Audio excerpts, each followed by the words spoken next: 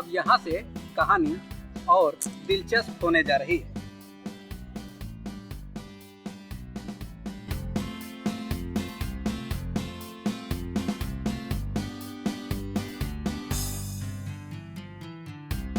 Hello खास बात India, पेश खिदमत है दास्तान हजरतगंज कुंवर बख्श। जी हाँ, जुड़ती गई कोठियाँ और महल मुनव्वर बख्श से और बनता गया गंज। गंज जिसका मतलब है मार्केट प्लेस या बाजार।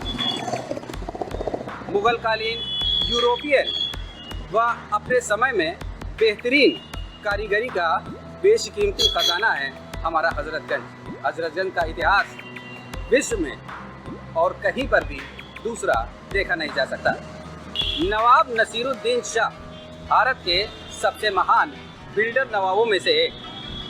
25 वर्ष की आयु में नवाब नसीरुद्दीन शाह अवध का शासन पाते, जिसके बाद अपने ही गद्दार दरबारियों द्वारा जहर पाकर मृत्यु। खगोल शास्त्र एवं अंतरिक्ष विज्ञान में विशेष रुचि रखने वाले नवाब नसीरुद्दीन शाह शुरू करते हैं मार्केट प्लेस यानी गंज।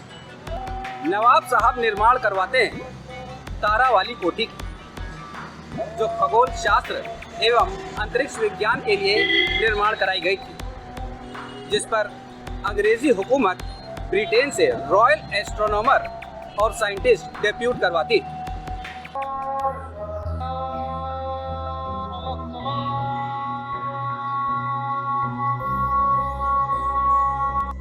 सन 1847, जी हाँ, सन 1847 में नवाब अमजद अली शाह साहब पाते हैं अवध का शासन। 9 वर्ष तक अवध के शासक रहे नवाब अमजद अली शाह साहब गोमती नदी पर पहला ब्रिज बनाते हैं और लखनऊ से कानपुर तक की एक पक्की मेटल रोड बनाते हैं। फिलहाल अमीनाबाद की बाजार भी उन्हीं की देन है। अब तक बेल्जियम, यूरोप, जापान, चाइना आदि देशों से हमारे देश में व्यापार शुरू हो चुका था और यही हजरतगंज इस व्यापार का मुख्य अड्डा हुआ करता था। 9 वर्ष तक शासक रहे नवाब अमजद अली शाह साहब की मज़ार यहीं इमामबाड़ा सिब्तैनाबाद में है, जिसके बाद उनकी कैंसर से मृत्यु हो जाती है। आज हम खड़े हैं नवाब अमजद अली शाह साहब के इमामबाड़े पर और आज हम आपकी मुलाकात करवाते हैं यहाँ की देख रेख करने वालों से। आप अपना नाम और यहाँ के बारे में कुछ बताएंगे? मेरा नाम है नकी जाफ़र। नकी जाफ़र जी सर, आप इस जगह के बारे में कुछ बताएंगे? ये इमामबाड़ा सिब्तैनाबाद है, यहाँ पर हर धर्म के लोग आते हैं। अच्छा, यहाँ हर धर्म के लोग आते हैं? हाँ, जो भी मानते हैं, छोटे दादी जो रखे हैं, जिसकी मुराद आ जाती है वो चढ़ाते हैं। अच्छा, बहुत बहुत शुक्रिया आपका।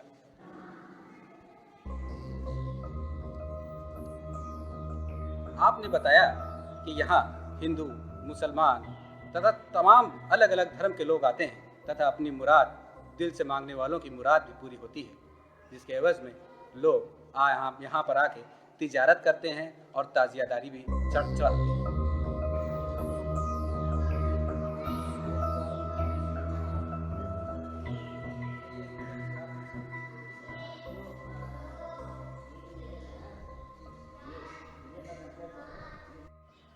इस इमामबाड़े को यूनाइटेड नेशंस द्वारा सिंगल नेम मॉन्यूमेंट का दर्जा प्राप्त है तथा ये यूनाइटेड नेशंस द्वारा एक प्रिजर्व इमारत है, जिस पर अपने निजी लाभ के लिए वक्फ बोर्ड या यूँ कहिए कि भारतीय राजनीतिज्ञों द्वारा या उनकी लापरवाही द्वारा आज भी अतिक्रमण जारी है और लगता है कि आगे भी जारी रहेगा।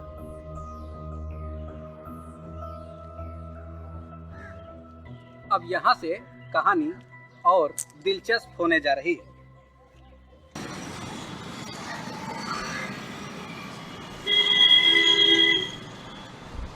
आज का ये गवर्नर हाउस कल की कोठी हयात बख्श थी। उधर नवाब नसीरुद्दीन शाह साहब के वक्त का बनाया हुआ आज का जूलॉजिकल गार्डन किसी ज़माने का सावन बोध महल था। दारुल शफा, लाल बाग व बारादरी भी उन्हीं की देन है। यहाँ पे जाएंगे। सन 1857 में एक ऐसा वक्त आता है जब अंग्रेजों की लाल टपका रही जबान को मौका मिलता है और वो सबसे पहले हजरतगंज को हथियाने में कामयाब हो जाते हैं,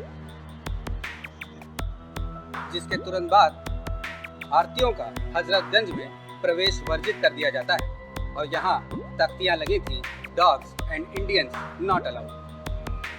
नवाबी काल में एंटरटेनमेंट रूम के लिए बनी इस इमारत आप जनरल पोस्ट ऑफिस यानी जीपीओ के नाम से जानते हैं। ये अपने वक्त का बेशकीमती इमारत हुआ करती थी। काकोरी हत्याकांड का मुकदमा इसी इमारत में चला करता था और तब पोस्ट ऑफिस आज की जनपद मार्केट में हुआ करता था। अंग्रेज भारत में भी वही करते हैं जो वो सबसे अच्छा करते थे, यानी मुगलकारी और ऐतिहासिक इमारतों को ध्वस्त करना, उनकी शक्ल बदलना या किसी गद्दार राजा को सौंप देना। अंग्रेजों का एक और काम हुआ करता था, इमारतों का और जगहों का नामकरण करना। हालांकि ये प्रथा आज भी कायम है। इसके लिए अंग्रेजी शासनकाल का वक्त भी अद्भुत। यहाँ बाहर से लोग आते थे और बेशुमार दौलत कमाते थे, यहाँ तक कि नवाबों का दर्जा भी पा जाते थे। एक मामूली से फ्रांसीसी सिपाही क्लाउड मार्टिन लखनऊ आते हैं और उन्हें नवाबों का दर्जा मिलता है तथा वो इतनी बेशुमार दौलत कमाते हैं कि अपने वक्त में 2.5 लाख पाउंड भी अवध के कर्ज के रूप में देते हैं। क्लाउड मार्टिन मृत्यु से पहले इस धरती को नमन करते हैं और इसे मातृभूमि बोल जाते हैं। ब्रिटिश राज में हजरतगंज का विस्तार भी होता है तथा मेफेयर जैसे मशहूर थिएटर आते हैं, जहां पे अंग्रेजी मेम के लिए मनोरंजन कक्ष व डांसिंग रूम का स्थान अपने वक्त में शान की बात है। प्रिंसली स्टेट्स की तमाम कोठियाँ व महल का यहाँ दोबारा निर्माण होता है व नवीनीकरण होता है, जिसके साथ कई बड़े कारोबारियों की मार्केट में तब्दील होता रहता है हजरतगंज।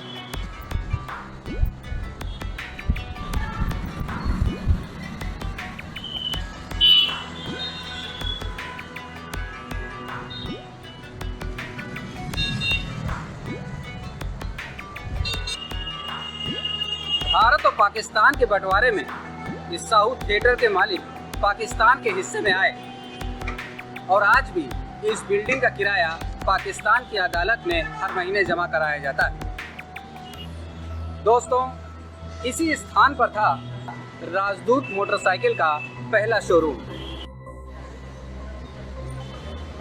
दोस्तों, लखनऊ की मशहूर बास्केट चाट हो, टुंडे के कबाब, इमामबाड़े की सैर हो या हजरतगंज की शाम, हमने जब से अपना वतन हासिल किया है, अपना हजरतगंज हासिल किया है, हमें इस पर गर्व है। आपसे अनुरोध है कि हमारे इस न्यूज़ चैनल को सब्सक्राइब अवश्य करिएगा। संवाददाता कमाल अहमद खान साहब का बहुत बहुत धन्यवाद इस वीडियो के लिए और इस चैनल को सब्सक्राइब अवश्य करिएगा। महान अनुकंपा होगी। जय हिंद, जय भारत।